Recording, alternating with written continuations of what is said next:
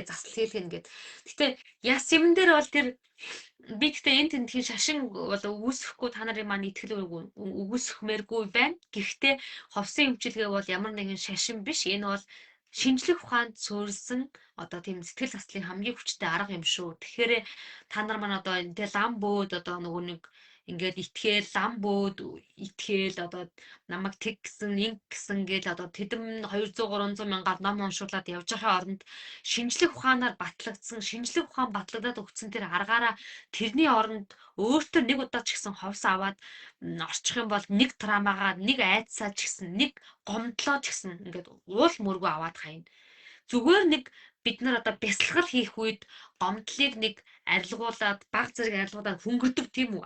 Гэтэл ховс бол тэр мэдрэмжийг тэр чигээр наваа идэг байгаа. Жишээлбэл та өөртөө итгэлгүй мэдрэмж те өөртөө итгэлгүй мэдрэмж тэгвэл тэрийг ховсын эмчилгээгээр уул мөргөө аваад хаяа. Тэгэхээр та дахиж ингээд нөгөө төр хугацаагаар нэг жилийн дараа буцаагаад өөртөө итгэлгүй болно гэсэн ойлголт байхгүй. Тэгэхээр ямар ч мэдрэмж бай тэр мэдрэмжийг чинь ор үндэсгүй аваад хайдаг эмчилгээ бол ховсын эмчилгээ шүү. Тэгэхээр гэрийнхнээгаа ийш тийшээ яваад одоо золгоод яваад хөдөө гадаа яваад одоо тий энэ тэнд ингээд төвжрээд явж явах үед та нар маань гэртээ сайхан өөртөө зориулаад нэг цаг ховсын эмчилгээнд ороод аваарай. Хоёрдугаарт нь манай цагаан сараар ховсын эмчилгээндээ хямдрал зарласан байгаа. Та нар маань өнөөдрийн постыг харсан уу? Хараагүй байгаа бах тий.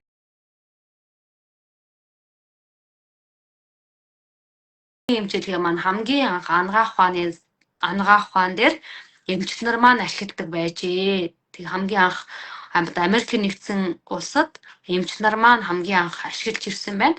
За тэгээд түүнээс хойш тодруулах юм бол Милтон Эриксон гэдэг хүн бол хамгийн анх ховсын эмчилгээг бол одоо нөгөө анагаах ухаанаас шилжүүлээд нөгөө нэг сэтгэл заслын эмчилгээнд ашиглах хэрэгтэй юм а гэж одоо анх гаргаж ирсэн хүн байдаг. Тэгээд ховсын хоёр арга байдаг. Нэг нь одоо тэр Милтон Эриксоны ховс гэж ярьдаг. Ер нь бол хүмүүс Эриксоны ховс гэхээр айгүй мэддэг. За тэгэхээр энэ хүний нэрээр нэрлсэн байх нь шүү дээ. Тэгэхээр ховсын эмчилгээ бол ерөөсөө таны дард хомсор дээр буюу багтаа таны бичигдсэн одоо таны нэг компьютероор ярих юм бол таны хаардад буюу таны толгой дээр одоо тэр таны толгой буюу эсвэл бие дээр дард хомсор бол хүний бие дээр байдаг. Тэгээд таны бие дээр бичигдсэн буюу инсталл болцсон тэр програмуудыг чинь устгаж өгдөг зүйл бол ховс байгаа. Бид нар нөгөө компьютер дээр суусан програмуудыг нөгөө нэг uninstall хийдэг штеп. Uninstall хийгээд устгаад байдаг штеп. Яг тэрнүү шиг таны бие дээр суудсан байгаа таагүй мэдрэмжүүдийг, тэр түгшүүрийг, тэр айдсыг, тэр паникийг, тэр таагүй дурсамжуудыг, тэр одоо зуршлуудыг бүгдийг нь одоо ховсын эмчилгээгээр арилгадаг байгаа. Тэгэхээр ерөөсөө та ховсын эмчилгээнд орсон өдрөөс эхний оролтыг авснаас хойш таны амьдрал өөрчлөгдөж эхэлнэ. Тэгэхээр хизээ амьдралдаа өөрчлөмөр нь таны асуудал. Шалдаг хилээл дараа сард болъё, дараа өдөр болъё, мөнгөтэй болохоор болъё гэд яваад байвал яваа л байна. Харин боломжийг өөртөө бий болгоод одоо нэрээр л шинжлэх ухаан нотлогдсон бол нэрээр одоо олон хүмүүс ховсод ороод өөрсдөд байгаа юм бол би яагаад үгүй гэж би ч гэсэн одоо ховсын эмчилгээнд ороод үзье л та гэд өөрийнхөө төлөө юм хийж байгаа гэдгийг ухамсарлаад орох юм бол та өөрийнхөө амьдралдаа хийж байгаа хөрөнгө оруулалт гэсэн үг. Ер нь бол настай хүн одоо насанд хүрсэн хүн хүүхэд хоёр ч нь ялгаатай. Хүүхэд болохоор өөрийнхөө төлөө хариуцлага хүлээж чадахгүй тий. Аав ээж нь хүүхдийн өмнөөс хариуцлага хүлээд. Харин том хүн бол хүүхдээс ялгаатай нь өөрийнхөө амьдралд өөрөө хариуцлага хүлээдэг. Гэтэл өнөөдөр таны амьдрал дээр байгаа тэр айдас, гомдол, одоо тэр магадгүй нөхөртөөгөө ойлголцохгүй байгаа тэр харилцааны асуудал эсвэл одоо юу гэдэг маш их гомдлууд, цөрөг програм, мөнгөний асуудлууд байгаад байгаа. Тэгээ байгааг нь мэдсээр ээж ингээд байгаад юу ч хийхгүй яваад байгаа бол та насанд хүрээгүй байна. Та өөрийнхөө амьдралд хариуцлага хүлээж чадахгүй байх гэсэн үг. Тэгэхээр насанд хүрсэн хүн буюу одоо нөгөө mentally adults гэж байгаа. Яг нөгөө оюун бодол санааны хувьд насанд хүрсэн биологийн нас нь биш. Биологийн нас нь 40-тэй ч байж болно. Гэхдээ оюун ухааны насанд хүрсэн хүн бол өөрийнх нь амьдралд нэг юм болохгүй байна уу? За би энийг ийм миний амьдралд ийм тохиолдоод ингээд өөрөө тэр бодтойгоор харна, шударгаар харна. А миний амьдралд мөнгө байхгүй нь жишээлбэл миний амьдралд харилцаа байхгүй нь миний амьдралд миний одоо зан чанар болохгүй байна. Эсвэл би хитрхи их тавь татчих байна. Эсвэл би хитрхи их арх ууж байна. Би архин донцсон байна. Одоо эсвэл би мөрөдөд тоглоом донцсон байна гэд ингээд өөрийгөө олж хараад тэгээд түүний шийдлийг олно. Ямар нэгэн шалтгаан хийлэхгүйгээр мөнгө байхгүй байсан учраас эсвэл одоо надад тэрийг хүмүүс хэлж өгөх хүн байгаагүй учраас, зааж өгөх хүн байгаагүй учраас, миний нөхөр намайг өөрчлөгдөхэд дургүй учраас энэ нэг юмнаас болоод би өнөөдөр ингэж явж ингэж бусдаас үзэх биш. Тэр одоо хариуцлагыг өөр дээрээ аваад өөрийнхөө төлөө алхам хийх нь таны буюу насанд хүрсэн хүний үйлдэл. Тэгэхээр одоо таны мэдээж таны амьдралд ямар нэг юм болохгүй байгаа зүйл бол байгаа. Тэгэхээр тэр зүйлийг болгоод сайжруулад ингээд авахын тулд та одоо мэрэгжлийн хүн дээр ирж байгаа бол та одоо ментали насанд хүрсэн хүн adult. Тэгэхээр зарим хүмүүс ингээд нэг ховсонд ирэхдээ ингээд анханасаа ингээд ийм асуултууд байдаг. Ингээд би яг идэрхүү наадхан чинь тэгээ үр дүн байх уу гэл ингээд нэг хүний өмнөөс орохж байгаа юм шиг. Гэхдээ ховсон хэмжээлгээнд ороод үр дүн авах чинь танд хэрэгтэй шүү дээ. Танд тэр өдрөөс хойш таны амьдрал өөрчлөгдөн. Түүнээс биш тэр ховсчны амьдрал ерөөсөө өөрчлөгдөхгүй. Тэгэхээр ховсын хэмжээлгээ бол өөртөө хийж байгаа хөрөнгө оруулалт, өөртөөгөө ажиллаж байгаа хэлбэр юм а гэдгийг л аягүй сайн ойлгоод авах хэрэгтэй. За тэгээ өргөжлүүлээд нөгөө асуултын хариултуудыг манайхаа явуулаарай. Ганцаарчилсан ховсын хэмжээлгээнд орох трама эдэг сургалтанд суух хоёр юугаараа ялгаатай вэ гэсэн асуулт асуусан байгаа. Энэ асуултанд зөв хариулсан нэг хүндээ трама эдгийг 5 хоногийн дараа эхлэх трама эдэг сургалтанд хямдралтай өмнөр бүртгэхээр болсон байгаа шүү манайхаа. За тийм байгаа. За тэгээд цагаан сараар манайх хямдрал зарласан байгаа. Цагаан сараар манайх бүтэн ажиллана, хэвийн ажиллана. Тэгэхээр энэ боломжийг альва нэг зүйлийг боломж гэдээ атгаад авдаг одоо тийм хүмүүс маань аминдаа арчаатай хүмүүс маань бас бүртгүүлээд ховсынхаа цагийг аваад ороод аваарэ. За тэгээ мөн трама эдгэх 1 сарын сургалт маань энэ бол одоо гайхалтай сургалт. Маш үр дүнтэй. Орсон хүмүүс бол үнийг батлна үр дүнг бол.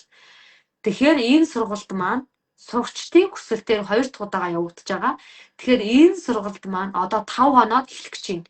Тэгэхээр та нар маань магадгүй нэг цагаан сар болох ч байгаа. Тэгээ битүүн штэ, цагаан сар штэ гэд ингээд бити ямар нэгэн жижигхэн шалтгаанаар үнийг хаагаараа эн чинь бүтэн сар явагдана. Энэ сургалт маань бүтэн сар болно. Тэгээ энэ сургалт маань хадгалагдана. 2-3 удаа үзэн, тусгай платформ дээр болно. 1 удаагийн ховстой, 1 удаагийн өөр дээр ховстой, 7 удаагийн хичээл, 1 удаагийн ховс ингээд 8 удаагийн оролттой. Мегмар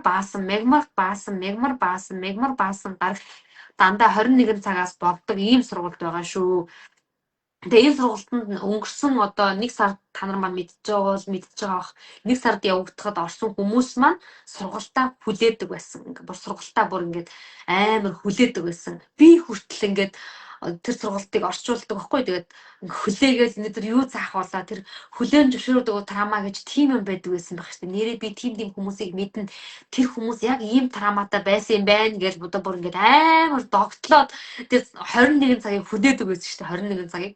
Тэгэхээр тэгсэн чинь манай шавнараас бас айгүй олон хүмүүс ингээд сургалтаа хүлээж ийн тэсэн ядан хүлээж ийн ингээд бичээд даалгавраа хийгээд ингээд тэр өдөр шууд багшаасаа ингээд тийм жижигхэн тийм сэтгэл засал маслаа бас авдаг тийм боломжууд бас зөндөө байдаг.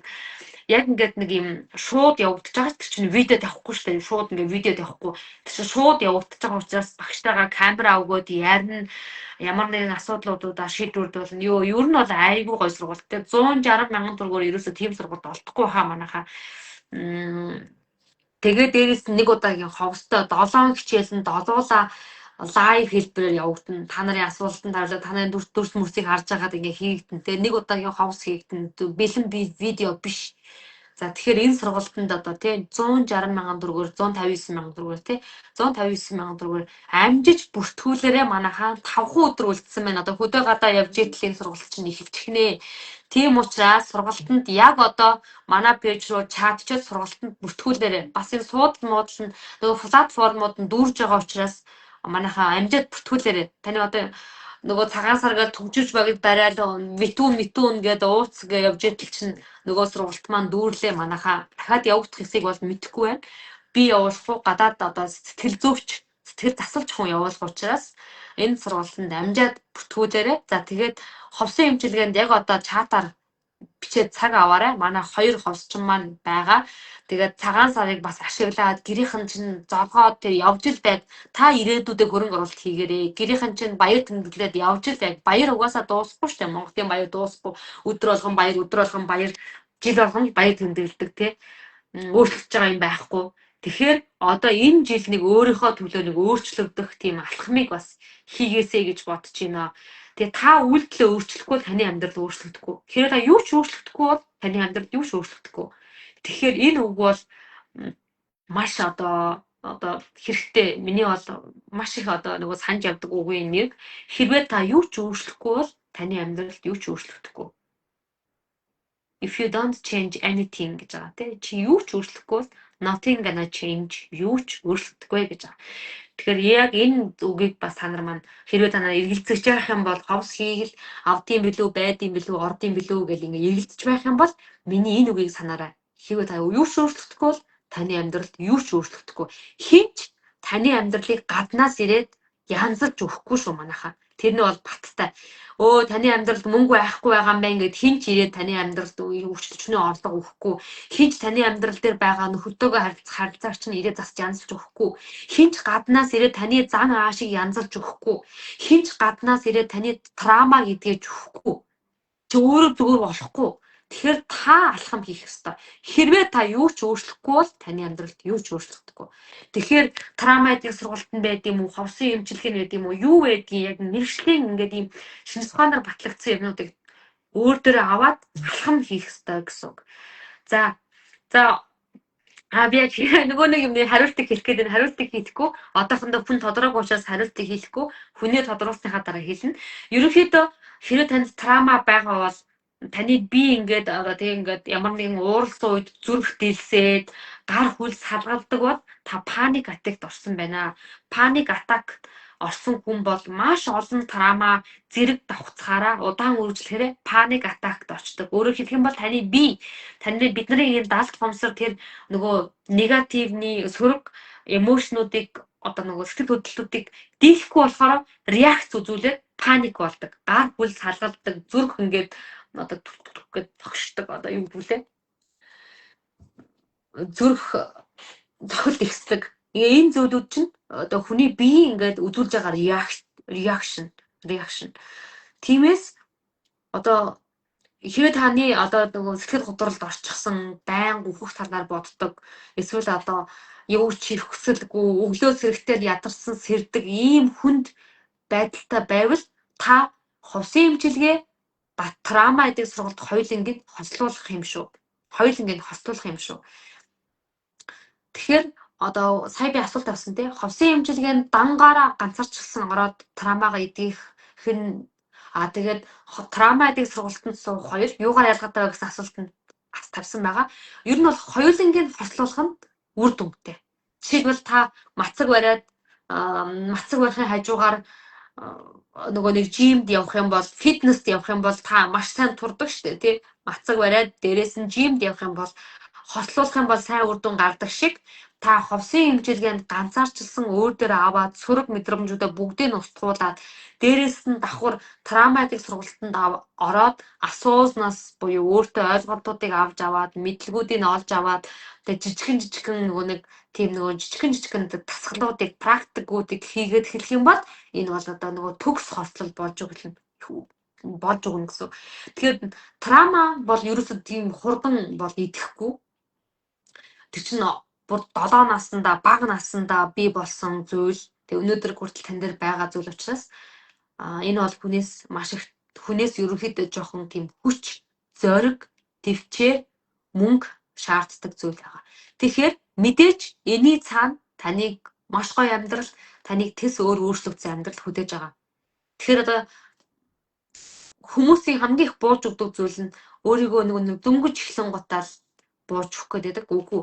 Тууштай Яг л нөгөө нэг та фитнес дээр очиод нэг өдөр дасгал хийгээл таны одоо булчин ингээ гаад ирэхгүй шүү дээ тий. Яг тэрнтэй адилхан тууштай, зоригтой, хөрөнгө оруулалт мэдээж та фитнест орохын тулд та хөрөнгө оруулалт хийн штэ. Фитнесийн хоол хүнс аавна, фитнесийн мөнгөийг төлнө. Тэгээд цагийг гаргана. Тэгээд фитнест тууштай яваад та үр дүнгээ амсна. Яг тэрнүү шиг ховсын эмчилгээнд та хөрөнгө оруулна, мөнгө гарна танаас. Тэгээд цаг гарна, цагаа зориулна. Тэгээд тууштай явна. Одоо тий тууштай гэдэг нь ер нь бол ховсын эмчилгээнд нэг 3 удаа бол орох хэрэгтэй. Тэгээд 3 удаа бол орно. Тэгээд дасгал даалгавар өгсөн бол тэрийг нь хийн. Ингээд танд үр дүн бол янзын. Та өөртөө уулзсан, дотоод өөртөө уулзсан, дотоод амар амгалан олж авна. Бусдын юу хийж байгаа нь танд ерөөсө хамаагүй болно. Та хязгааргүй амар амгалан мэдэрдэг болно. Та хөнгөн мэдэрдэг болно. Таны орлого нэмэгдэнэ. Таны амьдрал бүх зүйлүүд өөрөө бүтээдлээ. Ерөөсө одоо нөгөө бид нар чинь 3D дээр амьдэрдэн штэ. 3D хэмжигдэхүүнээр л бид нар ингээд газар одоо нөгөө орон зай газар гэдэг ингээд 3D хэмжигдэхүүнээр бид нар амьдэрдэг бол одоо ховсон нэлээд олон удаа ороод өөртөө нэлээд олон ажиллаад ирэхээр бид нар амар амгалан руу хурж өөр хэмжээс рүү одоо явж эхэлдэг байгаа. Тэгэхээр тэр үед амсдаг мэдэрдэг мэдрэмжүүд бол гайхалтай. Тийм учраас манайхаа одоо юм ярьчлаа. Дэндүү олон мэдээлэл болчлаа. Ингээд болох бах. Тийм учраас та нар маань одоо 5 хоногийн дараа эхлэх Трама гэдэг сургалтанд өөрийнхөө төлөө орно 1 сар болно. Цагаан сар магаас санаа зовцол байхгүй. Цагаан сар чинь бүтэн сар болохгүй шүү дээ. Тэгэхээр хичээл бол хадгалагдана. Та тэр өдрүүд чадахгүй байсан ч хадгалагдана. Тэгээд маш гоё сургалт нэг удаа ховстой. Тэгэхээр энд 160 59 мянган төгрөгөөр бүртгүүлээрэй. Хоёрдугаар цагаан сараар хямдралтай байгаа ховсын ганцаарчлсан эмчилгээ хямдралтай хэвийн ажиллаж байгаа. Тэгэхээр одоо энэ боломжийг ашиглаад гэртээ ганцаараа үлдээд ховсын эмчилгээндээ өөрийнхөө төлөө өөртөө боломжийг бий болгоод ороорой. Ингээд бүгдээрээ сайхан амарцгаагаарай.